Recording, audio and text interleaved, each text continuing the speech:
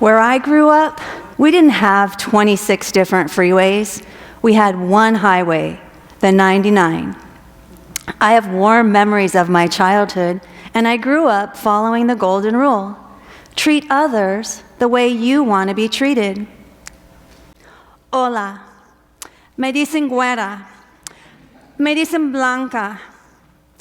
I used to have no clue what that meant, but now I've come to embrace it. Part of the reason why I didn't know what it meant was because I grew up in California's Central Valley. And no, I don't mean I'm a valley girl, as in like, oh my God, I'm so sure. I mean, I grew up in California's Central Valley, which is a farming community where your peaches, your almonds, and your almond milk comes from. So growing up in the Central Valley, I was accustomed to seeing migrant farm workers from Mexico. Or at least I thought they were from Mexico, but I'll get back to that later. I didn't have very many interactions with them. My family didn't eat burritos or tortillas. Boy, did I miss out on some good food.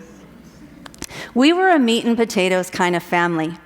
My version of Mexican food was Taco Bell. After college, I moved to Los Angeles to become a teacher. That was a culture shock. I remember that first day of school. I was so excited, and I expected all of the kids to come in and say, "Hello, Miss Faddis." But they didn't. They came in and they said, "Hola," and "¿Qué onda?" My teacher preparation program had not taught me Spanish. I felt like a fish out of water. But while I initially felt lost, I quickly began to embrace the Latino culture.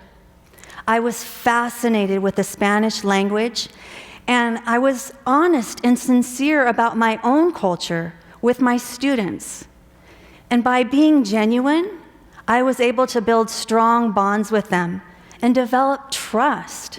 And soon their parents were inviting me to soccer games, to quinceañeras, to family parties. They taught me how to make tortillas de harina, and they introduced me to pozole. And here I was, thinking Taco Bell was good food. But you see, back on that first day of school, I'm embarrassed to admit, but I didn't notice, or I wasn't aware of, my students' cultural differences right away. There was Adriana, whose family was from El Salvador. Danny's family had lived in California for generations, and Juan's heritage was Yaqui. That first year, I became acquainted with different cultures, and I picked up some words and phrases en Español. I remember the kids would write words for me to learn on the chalkboard. So while I taught them math and about the rainforest in English, they would teach me the corresponding nouns in Spanish. I probably learned about 180 words that first year, one for every day of the school year. And in that way, roles became reversed. My students became my teachers. But I didn't want to just get by knowing bits and pieces of Spanish. I wanted to more fully communicate with my families. And I was mindful that I couldn't expect everyone to adapt to me, to adapt to my culture. That summer, I enrolled in a Spanish language academy in Costa Rica. I went from knowing 180 words to thousands of words. I learned cómo leer, cómo escribir, y hablar de cosas además de la escuela. Now, I'm not fluent, but that's a lot of words.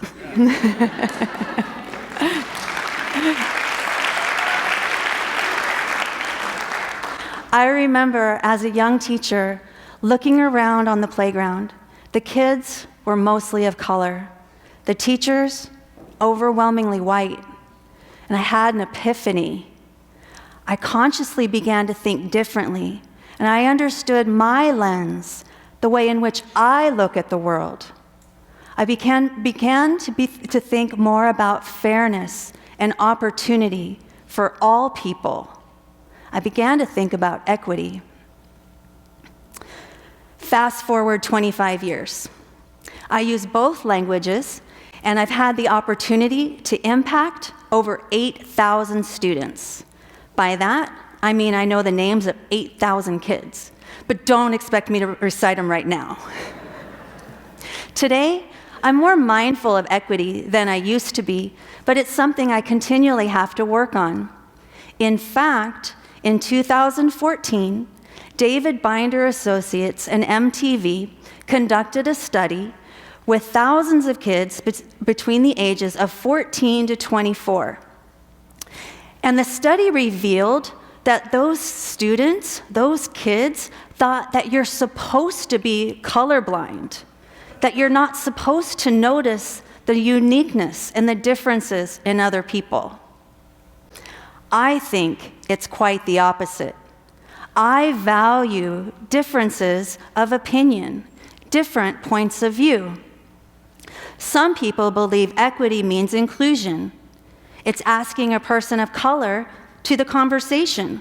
It's inviting someone to the table. And while inviting someone to the table is a start, I think it's just the first step. The mere presence of a person of color or someone with a diverse viewpoint at the table is just a start to to developing the honesty and the trust that's needed to provoke us to have rich conversations that cause us to think differently, to think of other people's perspectives, to see the world through their lens. For the most part, we determine student success by looking at 4 groups of students: whites, blacks, Asians, and Hispanics. We've studied these groups, and as an education system, we're doing better. Data suggests we're doing better because there's fewer students who are dropping out of school. It's not to say that it's a perfect system or that it's not difficult, and it's clearly, there's been times in our nation's history when we haven't been mindful of equity, but as an educational system, we're doing better. For example, if a Hispanic student enrolls in my school, we generally know how to help him. If a black student enrolls, we know how to support him too. White kids? Asian kids? Yes. But what about the other kids? Our biggest challenge in the 21st century is the other kids. What happens if a girl from Somalia shows up, or a kid from Kenya, or Laos, or Bosnia? Do we do anything different for these kids over here? I wonder if they feel isolated. We can't forget about the kids that are on this side of the chart. But there's new kids coming in, yet they've always been there. We've always focused on this side of the chart, not over here. I've wondered, do these kids over here feel isolated? How do they feel? Why is that? Why is that? As a school principal, I asked myself those same questions. For the past 25 years, I've evolved from a Guerra to a Guerra who's equity-minded. And I say Guerra, and I use that term because now I know what that means. Guerras, or more commonly known as white girls, don't fit the description. I became a teacher to be a champion for kids, but I've realized to be a champion for all kids, I also have to be a champion for equity. That means not just looking at this side of the chart, but over here too. Being mindful of equity and having those powerful conversations is what moves our society forward. It's a way that we can find, promote, and illuminate the other kids. And there are so many others on this side of the chart. We're not just talking about people from other cultures. We're talking about anything that we as a community might have difficulty with. Religious beliefs, political views, sexual orientation, to equity. Being mindful of equity, it's for everybody. When I was a kid, I was taught to live by the golden rule, to treat others the way you want to be treated. Now I know there's a platinum rule. Treat others the way they want to be treated. Thank you.